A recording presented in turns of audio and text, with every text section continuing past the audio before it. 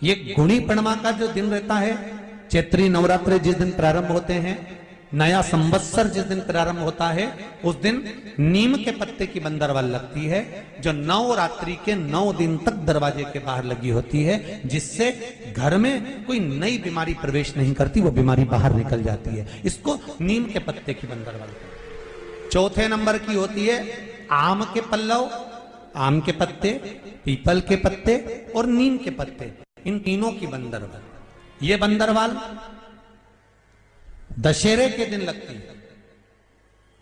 10वीं तिथि को लगकर एकादशी द्वादशी तक लगी रहती है और त्रयोदशी के दिन इसको निकालकर विसर्जन कर दिया जाता है। ये जिस घर में लोग चिड़चिड़ प्रवृत्ति करते हो, क्रोध उत्पन्न होता हो, घर में सामंजस्य नहीं बन रहा हो, आपस में क्लेश बढ़ रहा हो, कोई किसी की नहीं सुनता हो, तब ये आम के पत्ते की, पीपल की और नीम के पत्ते की पल्लव बंदरवाल लगाई जाती है। ये दशहरे के दिन 10वीं के दिन लगती है।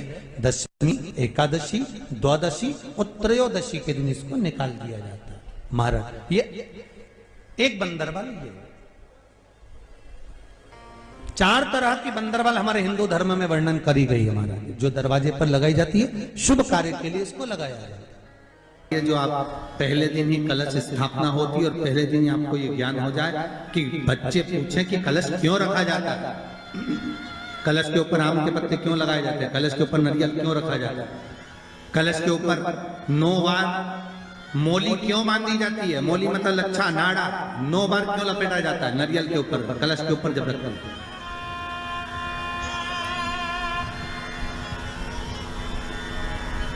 कलश के ऊपर जब जब श्रीफल रखाता है, नारियल रखाता है, तो उस पर 5 बार 7 बार मोली नहीं लपेटी जाएगी, तो 9 ही बार लपेटी जाएगी। 5 या 7 बार लपेटते हैं तो कहते हैं कि लक्ष्मी की छिन्नता होती है, और वो 9 बार लपेटी जाती है तो भरपूर लक्ष्मी का भंडार भरती है। क्यों क्यों कहते हैं उसे?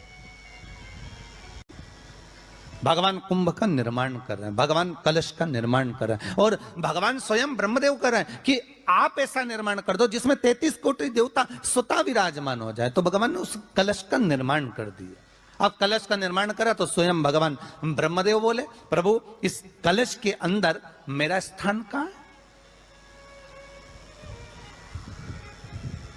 मेरा स्थान कहां है?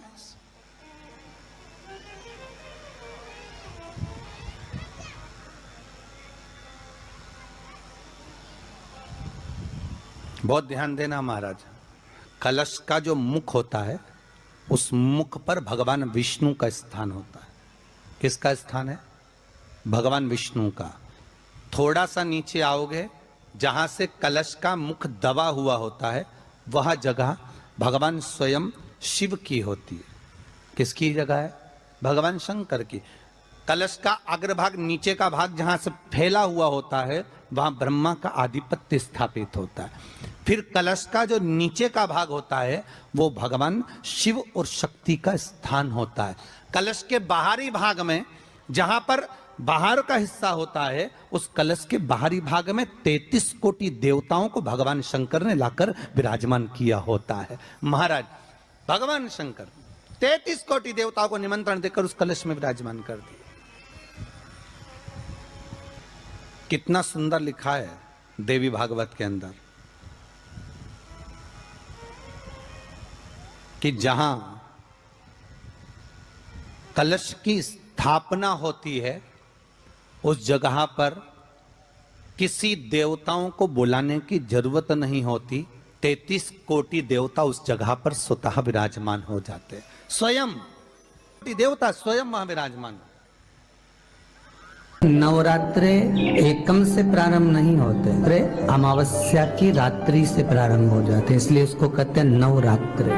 क्योंकि 9वीं के दिन माता जी का विसर्जन हो जाता है, जवारों का विसर्जन हो जाता है, व्रत करने वाले कन्या पूजन भोजन भंडारा कराकर विराम दे देते हैं। तो 9वीं की रात्रि उसमें नहीं जुड़ा पाती, उसमें रात्रि अगर जुड़ती है तो ये अमावस्या की रात्रि से जुड़ना प्रारंभ होता है, तब जाकर वो नवरात्रि पूर्ण हो पाती है। पितृलोक में पितृ जैसे निवास होकर भी इंतजार करते हैं। 4 नवरात्रे हैं तो 4 ही श्राद्ध हैं। आज मौनी अमावस्या है, श्राद्ध का विराम हो जाता है और कथा अर्थात नवरात्र प्रारंभ हो जाते हैं दूसरे दिन से। तो यहाँ शास्त्र कह रहा है जैसे हमें प्रतीक्षा रहती है कोई अच्छे कार्य की, कि घर में कोई शुभ कार्य हो, घर में कोई अच्छा आयोजन हो तो अपने को आनंद होगा, प्रसन्नता होगी। उसी तरह हमारे जो पूर्वज चले गए, जो पूर्वज चाहे वो अधोगति में गए हों, चाहे वो देवगति में गए हों, चाहे वो पितृलोक में निवास कर रहे हों, तो जितने भी पितृलोक में निवास करने वाले पूर्वज होते हैं वो भी ये विचार करते हैं कि हमारे घर के वंश द्वारा, हमारे वंशजों द्वारा कोई ऐसा सत्कर्म हो जिससे हमारे जीवन की वितृप्ति हो और हमें आनंद की अनुभूति हो। और ध्यान दीजिएगा महाराज, आपको चैत्री नवरात्र का स्मरण होगा, आपको शरदी नवरात्र का स्मरण होगा, पर जो आषाढ़ में और माघ में जो नवरात्रे पढ़ते हैं इसका एक आनंद ही दूसरा रहता है। बस इतना जरूर होता है कि दुनिया के लोग वो जो 2 नवरात्रे होते हैं उसमें कलश की स्थापना भी करते हैं, देवी का पूजन भी करते हैं, अर्चना भी करते हैं, मंदिरों में भीड़ भी रहती है और खूब प्रेम से माता का जगराता वगैरह सब होता है। पर ये जो नवरात्रे हैं 2 गुप्त नवरात्रे, इनका लोगों को स्मरण नहीं था।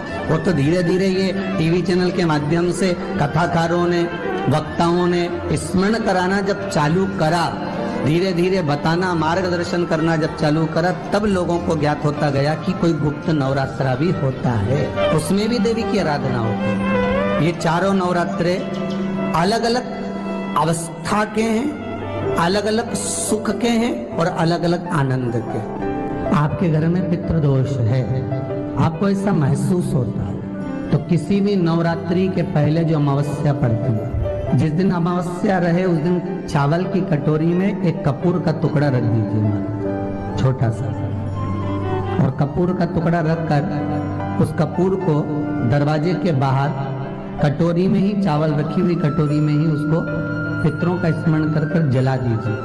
और जलाने के बाद उस चावल को कहीं भी किसी भी वृक्ष की छांव में पक्षियों के लिए डाल दीजिए। शिव महापुराण की कथा कहती है, अगर मान लो पितृ आपको कष्ट दे रहे हैं, पितृ आपको तकलीफ दे रहे हैं, कोई काम नहीं होने दे रहे हैं, या कहीं आपको ऐसा लगता है कि पितरों का दोष है, तो वो पितृ दोष देवी, अब ये जो आप करेंगे ये कब कर रहे हैं? अमावस्या के दिन आप उसको रख रहे हैं, अमावस्या के दिन उसको रखकर रात भर आपने रखा कपूर के साथ में, सुबह एकम पड़ गई, नवरात्रि लग गई, उसी दिन उसको जलाकर आपने पटक दिया। अर्थात उससे देवी और पितृ इन दोनों का आशीर्वाद जो प्राप्त होता है, तो घर में से पितृदोष समाप्त होकर लक्ष्मी की वृद्धि प्रारंभ हो जाती है, कार्य में सिद्धता आ जाती है। और नवरात्रि में भी देवी की आराधना का एक स्मरण का सुख है महाराज।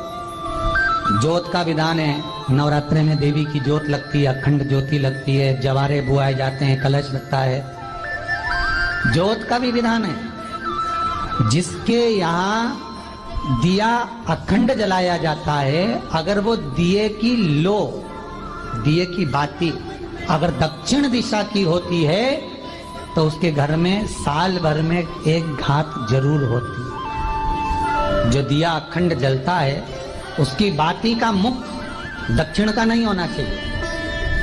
अगर आपने देवी भागवत का स्मरण कराओ, देवी भागवत को अगर सुना हो, तो देवी भागवत में स्पष्ट किया गया कि पूर्व की ओर मुख करा हुआ दिया, अर्थात पूर्व की ओर ज्योत जो जलाई जाती है वो संपदा की वृद्धि करती है। पश्चिम की ओर मुख कर कर जो ज्योत लगाई जाती है महाराज, वो वैभव को देती है।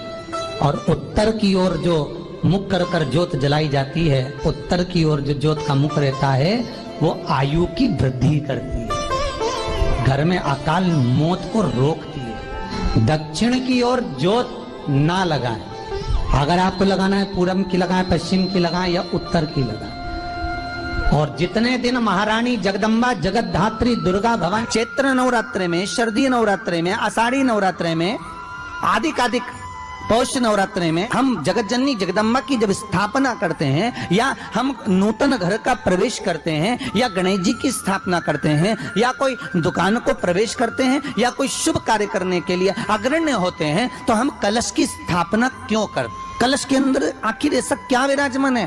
कि 33 कोटि देवता उस कलश के अंदर आकर बैठ जाते हैं। आप कोई यज्ञ करने जा रहे हो, आप कोई पोथी पुराण करने जा रहे हो, आप कोई अच्छा कार्य करने जा रहे हो, तो ब्राह्मण देवता कह देते कलश की स्थापना होगी, कलश की शोभा यात्रा निकलेगी, कलश यात्रा निकलेगी, कलश विराजमान होगा। उस कुंभ की, उस घड़े की महत्वता कहां से प्रकट हो गई? शिव महापुराण की कथा कहती है महाराज, भगवान ओघड़दानी शंकर स्वयं आद्य शक्ति जगदम्बा से कहते हैं कि जगदम्बा तू क्या चाहती है बोल। तो जगत जननी जगदम्बा कहती है कि जहां मैं हूं वहां शंकर है, ये आपने कह दिया, पर जहां शंकर है वहां पार्वती का होना जरूरी है। उसके लिए सिद्ध करने के लिए एक स्थान ऐसा बनाया जाए जहां पर शंकर विराजमान है और शंकर के साथ पार्वती विराजमान है। तो शिव जी ने कहा पार्वती उसके लिए मैं तुझे एक सुंदर कलश का निर्माण कर देता हूं। अष्टमी के दिन कन्याओं का भोजन कराओ या नवमी के दिन कन्याओं का भोजन कराओ, पर देवी भागवत तो कहती है, देवी भागवत तो वर्णन करती है कि पहले नवरात्रे से लेकर नवमी तिथि तक जितने दिन देवी के होते हैं, प्रत्येक दिन में आप किसी भी दिन कन्याओं का भोजन करा सकते हो, पहली रात्रि से लेकर, पहला दिन से लेकर। पर 90 दिन तो सवेरे पूजन करके, यज्ञ करके, अनुष्ठान करके देवी को विसर्जन कर दिया, फिर नवरात्रि पूर्ण कैसे हुई? नवरात्रि की पूर्णता होती है अमावस्या की रात से गिनी जाती है।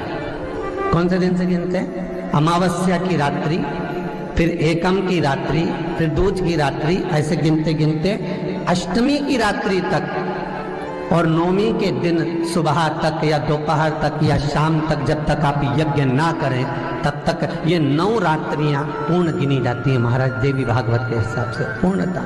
अब हमने कन्या भोजन का जो क्रम बनाया, अष्टमी के दिन करा देंगे, नवमी के दिन करा देंगे, इस तिथि को करा देंगे, पर भाव देखिए, शास्त्र कहता है भूखे को भोजन जब कराइए जब उसको भूख लगी हो, और ऐसों को कराइए जिसको जरूरत पड़ रही है।